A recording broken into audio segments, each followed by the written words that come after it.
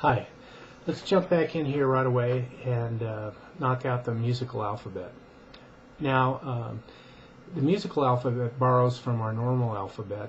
Our normal alphabet has 26 letters, but we only use 7 in the musical scale. A, B, C, D, E, F, and G.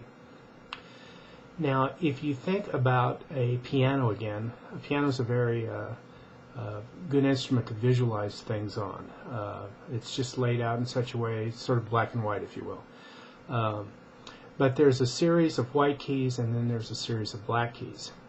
All of the white keys are the A, B, C, D, E, F, and G notes, and then they repeat.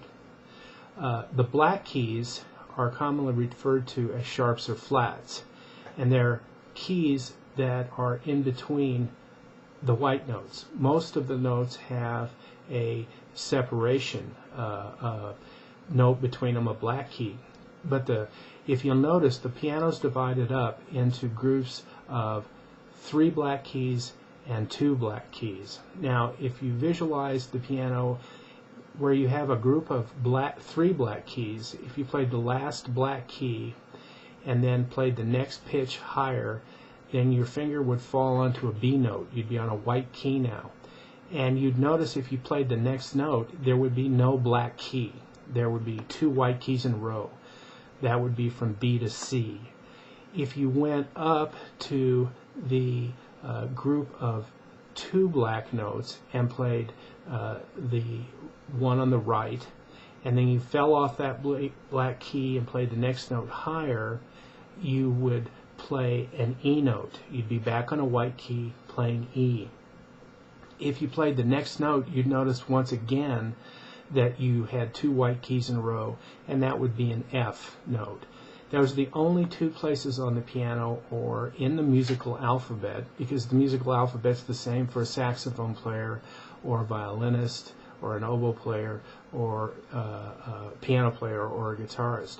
But there are 2 places in the musical alphabet where the letter names go consecutively without being separated by a sharp or a flat, which visually on the piano would be the black keys.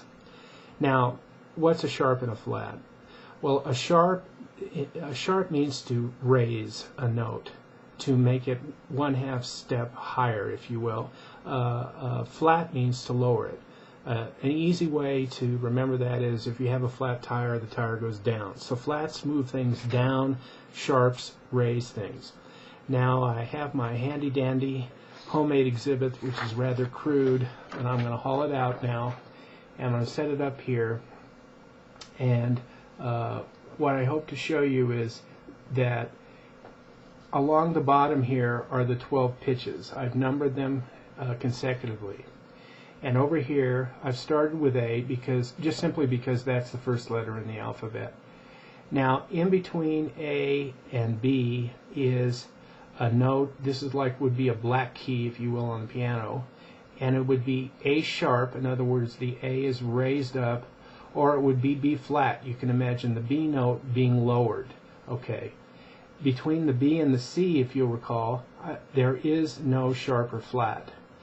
Okay.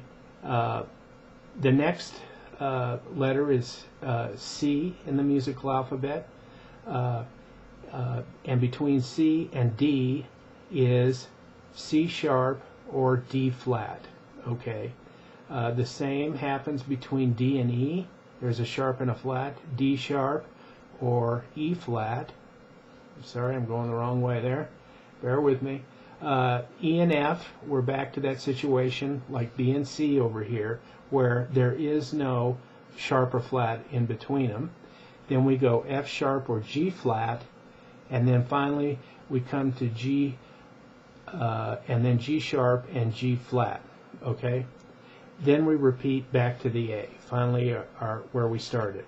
So once again, A sharp or B flat, B, C, C sharp or D flat, D, D sharp or E flat, E, F, F sharp or G flat, G, G sharp or A flat, back home to A.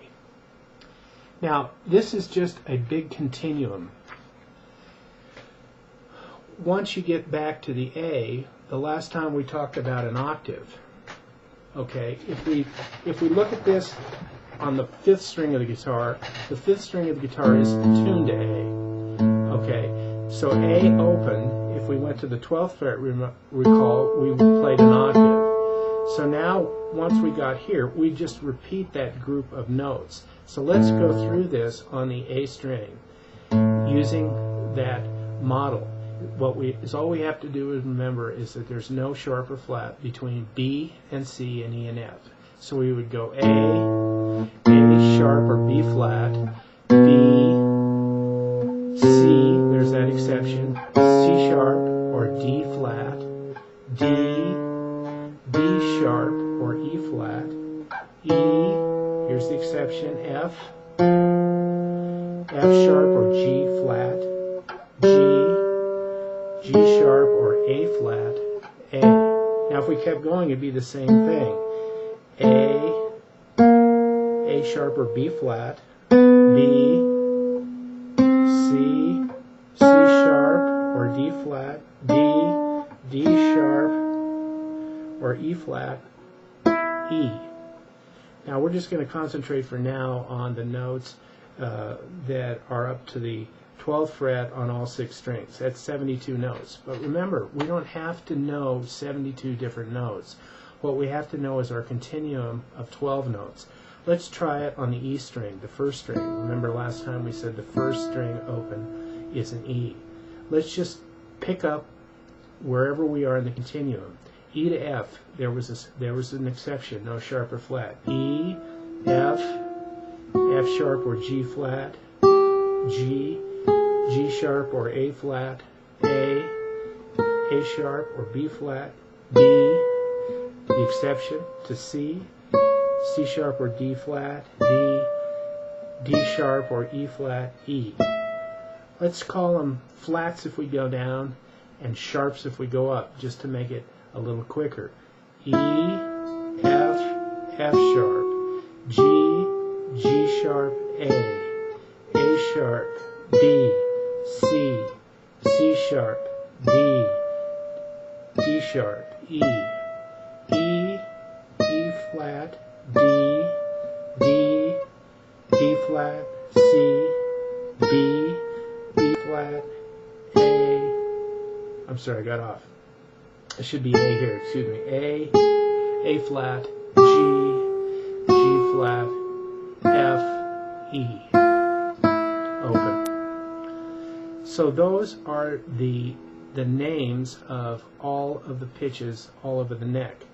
Now, the names of the open strings are from the highest pitch back up to the top is E, B, G, D, A, E. That's its standard tuning. Now, there's lots of different tunings, but for now we're just concentrating on standard tuning. I'd like any or several of you who know some gimmick for how to name these to chime in the forum. I think I used to use every bad guitarist digs Albert Einstein. There's all kinds of little acronyms for ways to memorize things. I'm sure some of you have some that are a lot better than that. But you kind of just have to memorize the names of the strings, and after a while there's only 6 of them. 2 of them are E's, these 2, and you kind of get this down: E, A, D, G, B, E. And then once you know that, in combination with this continuum, then you know now all of the names and the notes on the fingerboard. And we'll come back to this and visit it just a little more in the next lesson.